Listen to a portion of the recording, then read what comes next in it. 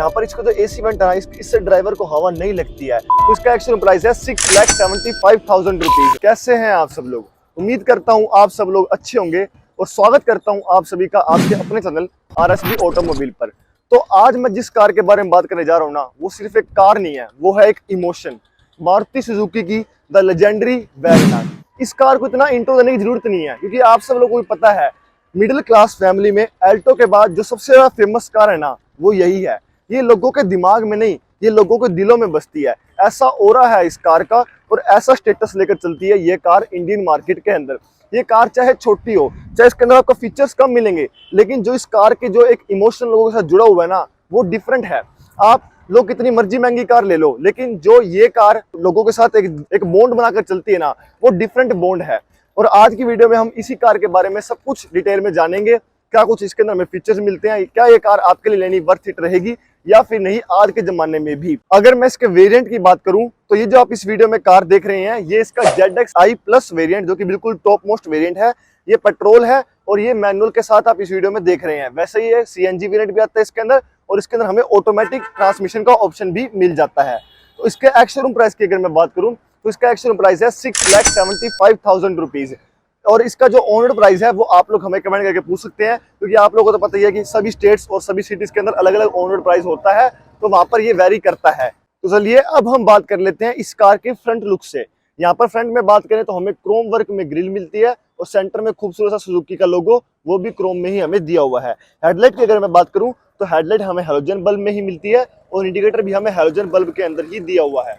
यहाँ पर नीचे की तरफ फॉग लैम्प की बात करूं तो इसके अंदर हमें फॉग लैम्प भी दिया हुआ है, जो कि हैलोजन बल्ब में ही दिया हुआ है। यहाँ पर नीचे की तरफ बात करूं तो ये लोअर ग्रिल होगी और यहाँ पर ये नंबर प्लेट एरिया दिया हुआ है। तो ये बात होगी इसकी पूरी फ्रंट लुक की। आप लोग इसकी फ्रंट लुक कैसी लगी आप लोग हमें कमेंट करके जरूर बताना। So now let's move to the side profile of this car. यहाँ पर साइड प्रोफाइल से आप लोग देख सकते हो वही ओल्ड वैगनआर थोड़े थोड़े चेंजेस करती आ रही है मारुति सुजुकी, ज्यादा कुछ उसके अंदर बदलाव करती नहीं, क्योंकि आप लोगों को पता है लोगों को यही वैगनआर पसंद आती है। फीचर्स में जरूर चेंजेस करेंगे, लेकिन शेप और डिजाइन लगभग वैसा ही रखते हैं। यहाँ पर मैं टायर से बात करूं तो टायर्स हमें इसके अंदर अलॉय व्हील्स भी दिए हुए हैं, देखो। और इसके टायर प्रोफाइल की अगर मैं बात करूं तो वो है 165/70 R14 इंच के इसके अंदर हमें व्हील्स दिए हुए हैं। यहाँ पर ORM की बात करूं तो बॉडी कलर ही दिए हुए हैं और इंडिकेटर भी हमें ORM के ऊपर ही मिलते हैं। ये ORM इलेक्ट्रिकली एडजस्टेबल और इलेक्ट्रिकली ही फोल्डेबल है। ये बात मेरे को काफी अच्छी लगी। यहाँ पर ऊपर तरफ एंटीना की बात करूं तो हमें सिंपल तार वाला एंटीना ही मिलता है, शार्क फिन एंटीना इसके अंदर नहीं दिया हुआ। लेकिन ये तो अंडरस्टूड सी वाली बात है यार, इतनी महंगी कार नहीं है तो एंटीना तो ये वाला चल सकता है। यहाँ पर डोर हैंडल्स की बात करूं बॉडी कलर में दिए हुए हैं और यहाँ पर ये की होल भी दिया हुआ है इसको लॉक और अनलॉक करने के लिए। यहाँ पर बात करूं रियर प्रोफाइल की, आप लोग रियर प्रोफाइल से देख सकते हैं यहाँ पर बड़ा बड़ा क्रोम में हमें वैगनआर का लोगो मिलता है, यहाँ पर सुजुकी का लोगो दिया हुआ है। रिवर्स में हमें वाइपर मिलता है लेकिन डिफोगर लाइंस नहीं दी हुई। यहाँ पर ऊपर की तरफ ये हाई मोड स्टॉप लैम्प दिया हुआ है और ये वॉशर भी दिया हुआ है इसको साफ करने के लिए। पार्किंग सेंसर की अगर बात करूं तो रिवर्स में हमें 2 पॉइंट रिवर्स पार्किंग सेंसर के भी मिल जाते हैं। अगर टेल लाइट की बात करूं, यहाँ पर मैं बात करूं टेल लाइट की, तो टेल लाइट हमें हैलोजन में ही मिलती है और इंडिकेटर और रिवर्स पार्किंग लाइट भी हमें हैलोजन बल्ब में ही दी हुई है। यहाँ पर आप ये देख सकते हो काफी लंबी सारी हमें इसके अंदर टेल लाइट मिलती है। आराम से इसकी विजिबिलिटी में रात के टाइम में कोई भी दिक्कत नहीं आने वाली है। अगर मैं इसके नीचे की तरफ बात करूं ग्राउंड क्लियरेंस की, तो इसका हमें 165 mm का ग्राउंड क्लियरेंस मिलता है। तो चलिए अब हम बात कर लेते हैं इसके बूट स्पेस की। बूट स्पेस की अगर मैं नंबर से बात करूं तो इसके अंदर हमें 341 लीटर्स का बूट स्पेस मिलता है। इसके अंदर हमें पार्शियल ट्रे भी दी हुई है, देखो अलग से।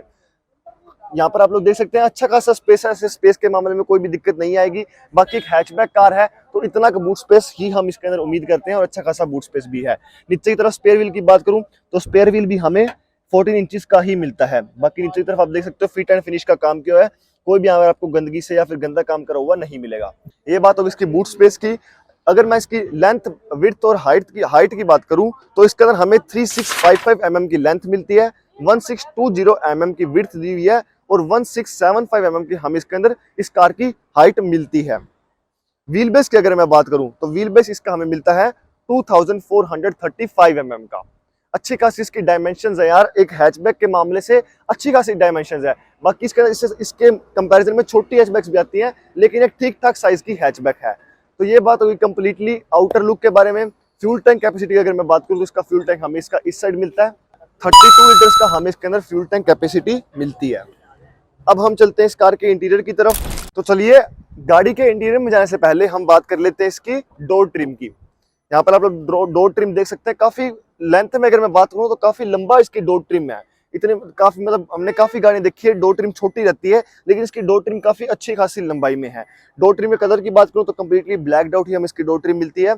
यहाँ पर हमें door opener handle silver finish में दिया हुआ है। यहाँ पर थोड़ा सा स्टोरेज स्पेस रखने के लिए भी जगह दी हुई है और ये कम्प्लीटली हार्ड प्लास्टिक ही है। यहाँ पर हमें 4 पावर विंडो कंट्रोल्स दिए हुए हैं, ये लॉक अनलॉक का बटन, और ये हमें ओवरव्हील को एडजस्ट करने के लिए भी दिया हुआ है। नीचे की तरफ बात करूँ तो बोतल होल्डर और थोड़ा सा स्टोरेज स्पेस रखने के लिए भी हमें जगह दी हुई है। यहाँ पर हमें स्पीकर ग्रिल मिलती है। अगर मैं इसके स्पीकर सेटअप की बात करूँ तो इसके अंदर हमें फ्रंट डोर्स के अंदर 2 स्पीकर और रियर डोर्स के अंदर भी हमें 2 स्पीकर मिलते हैं। मतलब कि हमें टोटल 4 स्पीकर इसके अंदर मिलते हैं, लेकिन ट्विटर हमें इसके अंदर नहीं दिए हुए हैं।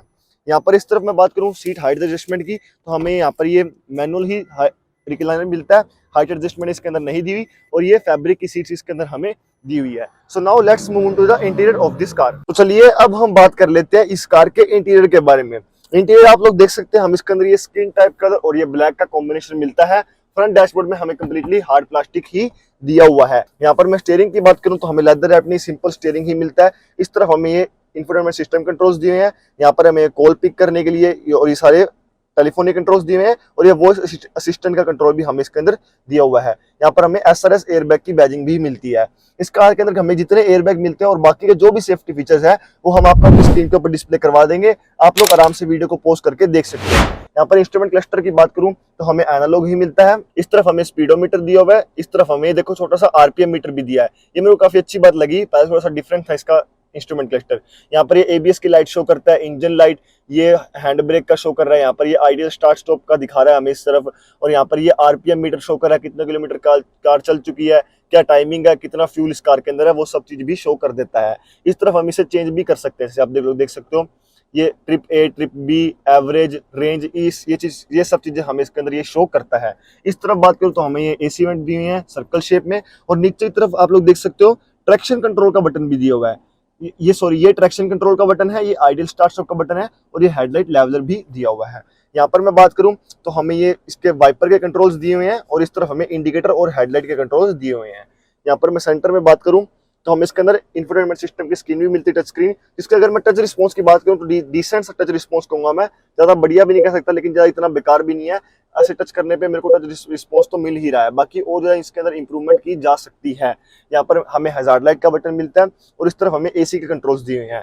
AC इसके अंदर हमें मैनुअल ही मिलता है, चाहे आप कोई भी वेरिएंट लो, चाहे टॉप लो, चाहे बेसिक लो, मैनुअल AC ही मिलेगा। इस तरफ अगर मैं बात करूँ तो 12 वोल्ट का सॉकेट दिया है, और यहाँ पर ये मेरे को USB और ऑक्स का जगह भी दी हुई है। इस तरफ हमें थोड़ा सा स्टोरेज स्पेस दिया हुआ है। ट्रांसमिशन की बात करूं तो ये वाला वेरिएंट है 5 स्पीड मैनुअल गियरबॉक्स वाला, इसके अंदर हमें ऑटोमेटिक वेरिएंट भी आता है। इस तरफ मैं बात करूं तो थोड़ा सा स्टोरेज स्पेस दिया हुआ है, यहाँ पर आप लोग थोड़ा बहुत सामान रख सकते हो, और ये मैनुअल हैंड ब्रेक दी हुई है। सामने की तरफ अगर बात करूं तो ग्लोब बॉक्स दिया हुआ है। ग्लोब बॉक्स का स्पेस भी ठीक ठाक सा है, ज्यादा बड़ा भी नहीं कह सकता मैं, ठीक ठाक सा स्पेस ही है। IRVM की बात करूं तो IRVM हमें मैनुअल डे नाइट एडजस्टमेंट वाला मिलता है। सनशेड में यहाँ पर ड्राइवर साइड कोई भी वैनिटी मिरर या टिकट होल्डर नहीं दिया हुआ। यहाँ पर को ड्राइवर साइड हमें वैनिटी मिरर भी दिया हुआ है, ये मेरे को काफी अच्छी बात लगी। यहाँ पर मैं इसके इंफोटेनमेंट सिस्टम के टच रिस्पॉन्स की अगर बात करूँ तो जिस हिसाब से हमारा बजट है, जिस हिसाब से हम इस गाड़ी पे पैसे लगा रहे हैं ना, उस हिसाब से तो बहुत बढ़िया टच रिस्पॉन्स है यार। ऐसे में टच रिस्पॉन्स के मामले में कोई भी दिक्कत नहीं आई है। जैसे मैं क्लिक कर रहा हूँ मेरे को बढ़िया सा रिस्पॉन्स मिल रहा है। बाकी अगर आप लोग कंपेयर करो 10-20 लाख की गाड़ी से तो वैसा तो नहीं होगा यार, वो तो ऑब्वियस सी बात है। बाकी मेरे को अच्छा खासा टच रिस्पॉन्स इसके अंदर मिल रहा है। यहाँ पर सनशेड की बात करूँ तो इस तरह हमें इसके अंदर टिकट होल्डर भी मिलता है। रूफ लाइट्स की अगर बात करूं तो रूफ लाइट्स हमें इसके अंदर येलो ही मिलती है, और यहाँ पर हमें ये माइक दिया हुआ है। अगर हम कार में बैठे बैठे कॉल पर अगर बात करना चाहिए तो यहाँ पर हम इस माइक से बात कर सकते हैं। ये बात होगी कंप्लीटली फ्रंट लुक के बारे में। आप लोग इसकी फ्रंट लुक कैसी लगी आप लोग हमें कमेंट करके जरूर बताना। So now let's move to the rear second row of this car. अगर मैं इसकी की बात करूं तो यहाँ पर हमें यही जो काफी सालों से मारुति की कार चलती आ रही है वही इसके अंदर हमें चाबी मिलती है, लॉक और अनलॉक का बटन मिलता है, और यहाँ पर ये इसको मैनुअल डाल सकते हैं, पुश बटन स्टार्ट तो है नहीं है, और ये काफी टाइम से यही चाबी चलती आ रही है मारुति वालों की। तो चलिए अब हम बात कर लेते हैं इस कार के सेकंड रो के बारे में। सेकंड रो में अगर सबसे पहले मैं बात करूं मेरे हेडरूम और लेग रूम के बारे में, तो यहाँ पर मेरे को अच्छा खासा लेग रूम मिल रहा है। नी रूम के मामले में कोई भी दिक्कत नहीं है। आप लोग देखो मैं आराम से पैर फैला के बैठा हूँ, आगे की सीट भी मेरे हिसाब से एडजस्ट है, लेकिन फिर भी मेरे को यहाँ पर लेग रूम के मामले में और हेडरूम के मामले में कोई भी दिक्कत नहीं आ रही। हेडरूम आप लोग देखो यार कितना बढ़िया हेडरूम है, आराम से चाहे अगर 6-6.5 फुट का 7 फुट का बंदा भी होगा ना उसको भी कोई खासी दिक्कत नहीं आने वाली है। यहाँ पर सेंटर में बात करूँ तो हमें कोई भी AC वेंट या फिर स्टोरेज स्पेस नहीं मिलता। पीछे की तरफ अगर मैं बात करूँ तो हेडरेस्ट हमें फिक्स्ड ही मिलते हैं, पीछे वाले भी और आगे वाले हेडरेस्ट भी फिक्स्ड ही दिए हुए हैं। सेंटर में कोई भी आर्मरेस्ट कप होल्डर भी नहीं दिया हुआ। ग्रैब हैंडल्स की बात करूँ तो 3 ग्रैब हैंडल्स मिलते हैं हमें, इस तरफ 1, 2 और 3। ड्राइवर साइड कोई भी ग्रैब हैंडल नहीं मिलता, वो तो आप लोगों को बात पता ही है। तो ये बात होगी कंप्लीटली सेकंड रो के बारे में। इंटीरियर का कंप्लीटली कवर हो चुका है। आप लोग इसके इंटीरियर के हिसाब से कितने सेटिस्फाइड है, आप लोग हो कमेंट करके जरूर बताना। तो अब मैं बात करता हूँ कि क्या इस प्राइस पॉइंट पर आप लोगों को ये कार लेनी चाहिए या फिर नहीं। तो देखो यार, जिस हिसाब से हम इसका प्राइस दे रहे हैं ना, उस हिसाब से तो बहुत बढ़िया बढ़िया फीचर हमें मारुति इसके अंदर दे रही है। आप लोग देख सकते हो हमें अलॉय व्हील्स मिल रहे हैं, इसके अंदर हमें स्क्रीन मिल रही है। इंस्ट्रूमेंट क्लस्टर आप लोग देखो मारुति वाले ने वो भी आगे से अपडेट किया है। एसी की कूलिंग इसकी काफी अच्छी खासी है।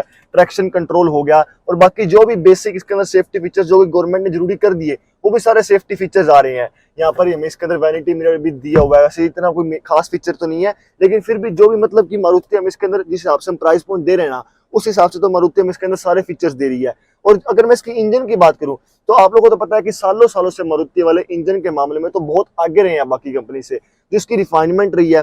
मैंने अब इसको ऑन करके देखा, बिल्कुल भी इंजन साउंड नहीं आई। वहीं पर अगर मैं बाकी कंपनीज के कंपैरिजन में बात करूं, थोड़ी बहुत इंजन साउंड आती है स्टार्ट करते टाइम, लेकिन इसकी बिल्कुल जीरो साउंड। इतनी बढ़िया मतलब इसकी इंजन की साउंड है, बिल्कुल मक्खन रिफाइंड इंजन है ना। और आप लोगों को पता है यार कि मारुति हमेशा से एवरेज और इसके सर्विस कॉस्ट के मामले में ही जानी जाती है। बिल्कुल कम सर्विस कॉस्ट, बिल्कुल कम एवरेज, उसके मामले में भी आपको कोई भी दिक्कत नहीं आएगी। मारुति का तो हमेशा से यही एम रहा है कि हर घर में गाड़ी होनी ही चाहिए, और ये कार उस एम को फुलफिल करती है। आप लोगों को जिस हिसाब से अगर आपका 7-8 लाख रुपए का बजट है, तो ये कार आपके लिए बहुत बढ़िया ऑप्शन हो सकती है। चलिए अब हम बात कर लेते हैं इस कार की इंजन स्पेसिफिकेशंस के बारे में। तो चलिए अब हम बात कर लेते हैं इस कार की इंजन स्पेसिफिकेशंस के बारे में। यहाँ पर आप लोग इंजन देख सकते हैं, इसके अंदर हमें 1.2 लीटर का 4 सिलेंडर पेट्रोल इंजन मिलता है। वैसे ये कार सीएनजी में भी अवेलेबल है, आप लोग सीएनजी में भी ले सकते हैं। बाकी आप लोग इंजन की फिट एंड फिनिश देख सकते हैं, फिट एंड फिनिश के मामले में कोई भी दिक्कत नहीं है। इसका इंजन हमें प्रोड्यूस करके देता है 88 bhp की पावर और 113 Nm का टॉर्क, जो कि अच्छी खासी पावर है एक हैचबैक कार के मामले में। हम लोग इससे हम ज़्यादा कोई रेस वगैरह तो कर सकते हैं। एक हैचबैक कार के हिसाब से इसके पावर और टॉर्क काफी अच्छा खासा है, उसके मामले में आपको ये कार अंडर पावर बिल्कुल भी फील नहीं होगी। यहाँ पर हमें इंजन की साइड इस तरफ हमें रबड़ भी दिया है स्पेशली, ताकि गर्मियों के टाइम में जब हम इसके इंजन को उठाएंगे तो ये हमें गर्म नहीं लगेगा। यहाँ पर मैं इस तरफ बात करूँ तो कोई भी इंसुलेशन हमें नहीं दी हुई है। तो ये बात होगी कंप्लीटली कार के बारे में। आप लोगों को ये कार कैसी लगी, आप लोग हमें कमेंट करके जरूर बताना, और आप लोग हमारी वीडियो को लाइक, शेयर एंड सब्सक्राइब भी जरूर करना यार, उससे हमें बहुत ज्यादा मोटिवेशन मिलती है। बाकी मिलते हैं नेक्स्ट वीडियो में, तब तक के लिए थैंक यू।